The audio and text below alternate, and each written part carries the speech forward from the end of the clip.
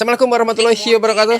Waalaikumsalam warahmatullahi wabarakatuh. Ini di beberapa waktu ke belakang ada sebuah gerakan di sosial media utamanya Iya. di TikTok yang namanya itu Bounty Hunter, Pak Guru. Ini kita lihat dulu ya. Aduh. Aduh.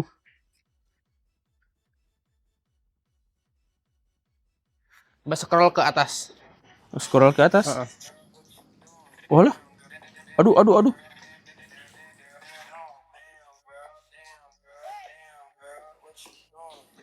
Satu lagi ke atas.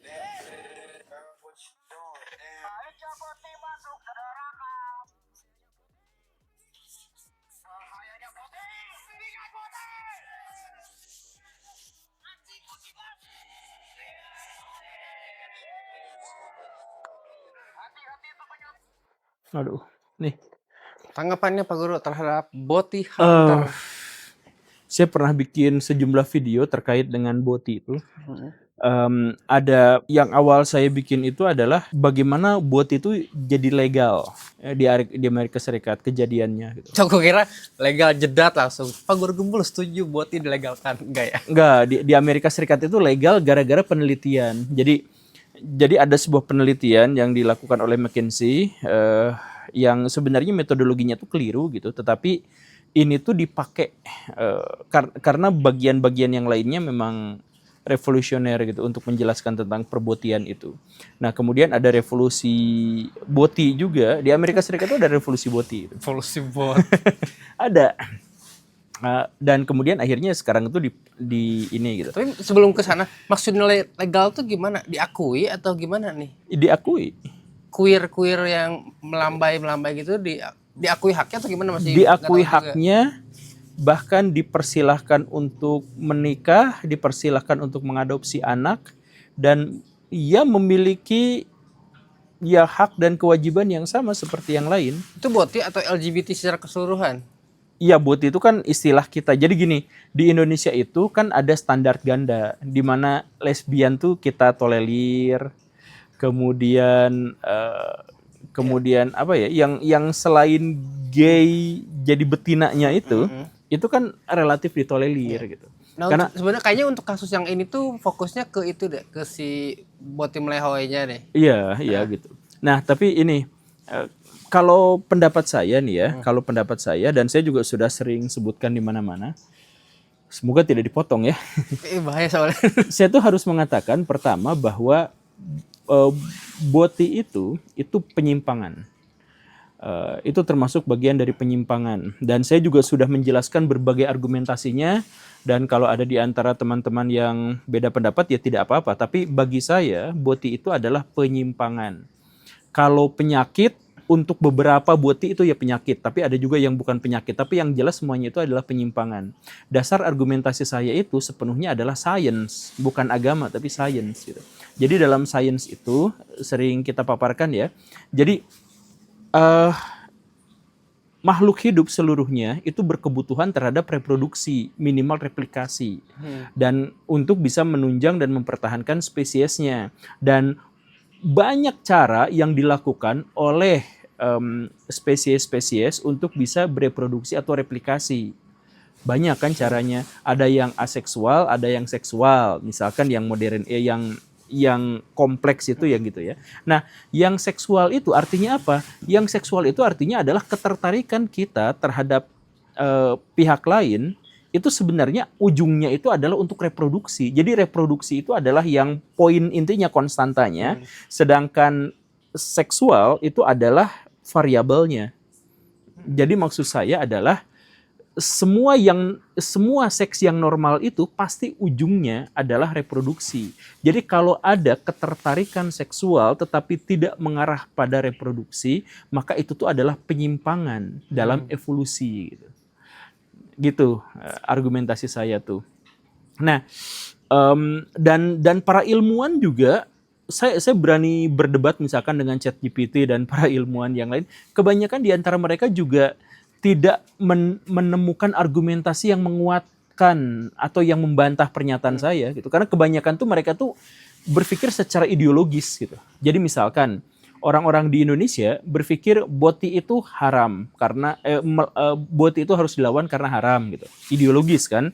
Atau yang orang-orang Amerika Serikat, orang-orang negara barat, boti itu harus dilegalkan karena itu adalah hak asasi manusia. Itu juga kan ideologis gitu. Standpointnya kuat masing-masing gitu. Bukan standpointnya, nggak ada satupun di antara mereka yang pakai science gitu. Kalau pakai science, jawabannya adalah para ilmuwan sampai sekarang belum meyakini tentang apakah dia tuh kelainan atau bukan gitu. Nggak ada. Kalaupun ada ilmuwan sok tunjukin, misalkan ilmuwan yang gini, argumentasinya itu adalah argumentasi ideologis gitu. Bukan argumentasi science gitu. Begitu. Nah, itu yang pertama. Jadi kesimpulannya adalah bagi saya mohon maaf ya buat para boti, tapi bagi saya boti itu atau gay atau yang semacam itu adalah penyimpangan. Kalau boti yang sampai operasi, berarti itu penyakit. Disebut penyakit itu dari apa, Pak Guru? Definisi penyakit itu sesederhana, dia menghasilkan rasa sakit. Jadi kalau misalkan dirimu tidak nyaman dengan dirimu sendiri, aku nggak nyaman dengan badan aku, kenapa aku cowok gitu. Nah itu tuh sakit. Tapi kalau misalkan dia fine-fine aja dengan melambai itu, ya itu dia penyimpangan gitu. Kan penyakit itu yang bikin kita sakit kan, mau itu fisik, mau itu mental gitu. Apalagi misalkan sampai operasi gitu, itu kan berarti penyakit gitu. Kan begitu, penyakit itu yang bikin kita sakit gitu. Oke. Nah, jadi pertama, boti itu penyimpangan dan atau sebagiannya itu adalah penyakit. Tetapi dalam pikiran saya juga adalah, anggaplah dia tuh penyakit, anggaplah dia tuh cacat, anggaplah dia tuh kelainan gitu. Kan kita nggak mungkin langsung mempersekusi dia, ngejar-ngejar dia gitu. Anggaplah ya, kita sebut dia itu penyakitnya misalkan, ini sebenarnya bahasanya agak kurang sopan sih. Tapi kita cari penyederhanaan ya, biar semuanya ini. Anggaplah ada kelainan yang disebut sebagai Down syndrome gitu. Oke. Kan nggak harus kita gebukin gitu. Nggak harus kita buru gitu. Iya kan? Nah, jadi kalau misalkan ada orang yang kita sebut berpenyakit, kita sebut penyimpangan, ya bukan untuk kita kejar-kejar juga gitu. Ini ada beberapa orang di komentar yang ngedukung gerakan Bounty Hunter itu yang mengatakan bahwa orang iseng udah biarin aja, atau kayak kalau misalkan tadi Pak Guru contohnya ke Down syndrome, gimana kalau misalkan argumen mereka bahwa tapi kan Down syndrome mah nggak menyebar, sedangkan mereka kan menyebar. Terlebih video tadi yang terakhir bahwa jangan salah pergaulan, jadi ada perkumpulan boti mereka serang gitu. Gini nih, oke, kalau misalkan mau judulnya itu adalah soal menular atau tidak, ini ada fun fact nih. Cowok yang cenderung homoseksual itu biasanya memang fobia terhadap homoseksual. Orang yang cenderung homoseksual. Jadi laki-laki yang melakukan bounty hunter itu kalau misalkan dia bergaul dengan homo, dia beneran jadi homo. Kalau misalkan soal judulnya menular ya, karena memang ada risetnya, ada penelitiannya bahwa, jadi gini nih, laki-laki secara khusus, itu kan dia tuh menganggap dirinya tuh kuat, menganggap dirinya tuh mandiri. Beda sama perempuan, menganggap dirinya tuh berharga. Cewek tuh menganggap dirinya berharga, cowok tuh menganggap dirinya tuh kuat. Gitu kan? Nah, karena itu, bounty itu dianggap sebagai penghinaan terhadap kekuatan dan kemandirian cowok. Makanya dibenci sama cowok gitu. Gitu kan? Nah, karena si cowok itu membenci simbol-simbol itu dan kemudian dia merasakan bahwa saya tuh bisa aja kayak gitu, dia tuh akan panik dan kemudian menghasilkan resistensi yang berlebihan gitu. Ngerti kan? Ya, ngerti. Nah, jadi kalau misalkan cowok yang biasa aja, yang jauh, ya yang heteroseksualnya kuat, homoseksualnya jauh banget, itu tuh cuek aja. Gua nggak peduli sama yang kayak gitu, tapi kalau misalkan itu tuh resisten banget gitu. Sama kayak orang yang lemah tuh lebih sensitif dan gampang ngajak gelut gitu daripada orang yang beneran kuat gitu. Tapi emang bias juga sih si para bounty hunter ini, karena dia tahu dari mana bahwa yang dia kejar itu beneran bounty selain dari penampilan ya. Karena kan yang dikejar apa tadi? Yang tadi dikejar dan dipukulin dan dilempar air kencing makan yang emang Oh, kelihatan dipukulin bencong. air kencing. Itu yang video pertama kan dilempar air kencing. Aduh, kasihan banget. Tapi ada juga kan yang emang dia tuh ada sebuah konten kayak gini Pak Guru, misalkan ada seorang laki ditanya nih, Bapak Boti bukan? Bukan. Terus sama si konten kreator itu difoto, Oh, foto iya. tersebut ditanya ke orang kedua. Menurut orang kedua, dia Boti bukan? Iya. Orang kedua nanya, ditanya lagi, kamu Boti bukan? Bukan. Orang berikutnya selalu nganggap bahwa si posenya tuh kayak Boti. Jadi bias dong gimana ininya. Iya, bias betul. Ya itu karena sebenarnya ini tuh itu sosial eksperimen yang berasal dari luar negeri sih. Iya, betul. Nah, cuman dulu tuh memang sempat ada penelitian. Bisakah kita mengenali Boti hanya dari fotonya? Ternyata hasil riset itu adalah 70% orang bisa. Anjay. 70% orang bisa.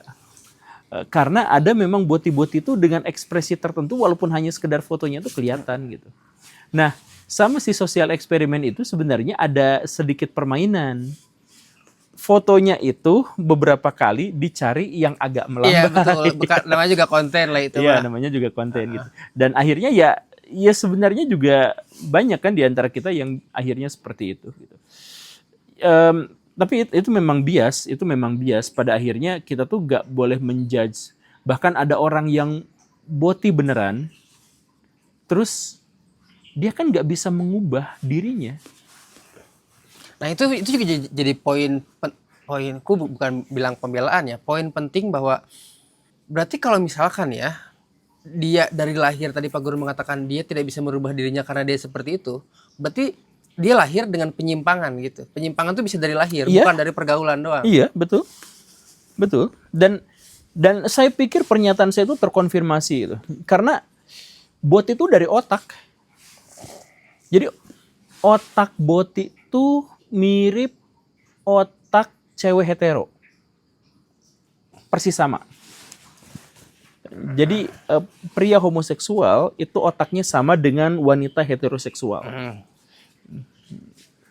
Yang dulu pernah pernah bahas nggak sih? Misalkan Boti itu penciumannya jauh lebih pekat, lebih kuat. Ya kayak cewek gitu. Ada yang curhat. Iya, Boti itu lebih kuat ke ininya gitu. Sedangkan cowok yang biasa tuh penciumannya nggak kuat, makanya mereka mengandalkan penglihatan untuk daya tarik seksual gitu. Sedangkan Boti sibuk nyari parfum kan di mana-mana. Jadi secara bisa dibilang Pak Guru tidak setuju dengan Boti di saya nggak setuju kalau misalkan Boti itu diserang dengan cara seperti itu. Tapi tidak mendukung penyimpangan juga gitu. Bukan tidak mendukung, kita harus sebut bahwa dalam pikiran saya Boti itu penyimpangan dan atau penyakit. Coba kita bandingkan dengan dulu tuh ada seorang YouTuber yang namanya Paleka, itu siapa? Oh, Ferdian Paleka. Itu kan orang Bandung ya? Iya, dia yang melempar di penjara gara-gara ngasih sampah ke bencong. Iya, ngasih sampah ke bencong. Kan di penjara gitu. Ya, kenapa sekarang masyarakat justru itu lebih ekstrim daripada si Paleka itu kan? Iya. Dia ngelempar, dia ngeburu kan? Iya. Kalau yang dulu ngasih sampah tuh cuman ya karena prank gitu lah. Iya, prank gitu ya. Dan maksudnya si Botinya juga nggak dikejar-kejar, nggak sampai luka, nggak sampai apa gitu kan. Cuma dikasih sampah, itu di penjara dan masyarakat juga kayaknya mendukung para Botinya gitu. Dulu tuh kan dia kan. Iya, betul. Sentimennya jelek ke si Ferdian ya. Ke Ferdiannya malah jelek gitu. Dianya yang harus minta maaf dan bla bla bla. Kenapa sekarang malah yang di Bogor kayak gitu. Jadi kalau kita bersepakat bahwa itu adalah penyimpangan, kalau kita bersepakat bahwa itu adalah penyakit, ya orang yang sakit nggak usah dikejar-kejar kayak gitu juga. Gitu. Jadi dia udahin dia aja gitu, ya udah gitu. Ya udah aja. Sekali lagi ya, saya mohon maaf buat para Boti di seluruh dunia. Nah, soalnya perseteruan Boti ini akhir-akhir ini membawa dua nama besar di poin masing-masing. Aldi Taher yang setuju bahwa Boti ini penyimpangan, ada Baskara Putra seniman yang dia juga ya udah sih biarin aja, ngapain sih Boti di gitu-gitu amat. Nih kita ambil contoh ini, boleh masih agak panjang dikit. Ayo. Saiful Jamil. Ya betul. Nah itu tuh kan Boti atau pria sejati? Kalau dia di penjara dengan melakukan apa yang didakwa oleh hakim, berarti dia bisa dibilang dia boti. Ah, jadi dalam hal ini sebenarnya ya varian dari boti itu banyak. Iya, Toppingnya banyak. bukan toppingnya. Jadi gini nih, ada boti yang ngelambai dan dia sama sekali tidak bisa mengubah ekspresi itu, tapi dia bahkan bisa menikah dengan perempuan dan bisa punya anak. Dan dia hidup seperti itu. Ini ustadz dekat rumah saya Itu ya. udah pernah cerita ya. Heeh. Itu tuh guru ngaji, bacaan Qur'annya bagus sekali. Ya kayak gitu. Nah, ada juga laki-laki yang sama sekali tidak terlihat sebagai boti, tapi dia justru tidak bisa tertarik sedikit pun dengan perempuan. Gitu kan? Nah, ini yang dikejar tuh yang mana? Kan kalau yang itu mah emang udah dari sananya begitu dan dia bisa aja justru malah menikah dengan perempuan, punya anak perempuan dan sebagainya. Nah, kenapa nggak dikejar pria-pria berbadan besar yang biasa di gym itu, yang nggak kelihatan sama sekali bahwa dia tuh ngelambai, tapi dia nggak bisa untuk tertarik pada perempuan. Dia harus sama laki-laki lagi. Nah, jadi dalam hal ini kita tuh ya jangan gegabah lah, apalagi ini terhadap sisi kemanusiaan gitu. Tapi mungkin juga akhir-akhir ini banyak yang boti itu apa namanya sentimennya Demonstratif negatif. karena nakal-nakal gitu kan, keluar ke publik Betul, gitu kan, kemudian cari Tapi provokasi. juga ada juga yang ini yang ngebuat ada boti-boti yang pada akhirnya menikah untuk penyamaran, yang ngebuat banyak perempuan sakit hati ketika tahu bahwa si suaminya ternyata boti nggak mau nyentuh dia. Itu ngebuat kita tuh marah tuh, buset gitu. Jadi apakah menurut Pak Guru kalau misalkan lu boti ya udah, atau lu homoseksual yang full, mending nggak udah, lu nggak, daripada lu nikah pura-pura, apakah mending gak usah nikah sekalian, atau terserah lu dah. Balik lagi ke terserah lu dah gitu. Nah ini ada, saya pernah dimarahin gara-gara nge-review sebuah buku. Ini salah satu skandal di Vatikan, orang-orang Katolik. Jadi ada sebuah buku, saya lupa nama judul bukunya itu apa gitu ya. Tapi isi bukunya itu adalah bahwa lebih dari setengah romo-romo yang di Vatikan itu homoseksual. Buku ya? Buku. Wah, ngeri juga. Nanti kita cek bukunya. Dan dia tuh punya data. Dia tuh sampai bikin peta Vatikan, terus klub-klub homoseksualnya tuh memang mengelilinginya. Jadi tempat itu tuh keluar. Nah, kenapa seperti itu? Karena si homo-homo itu tuh jadi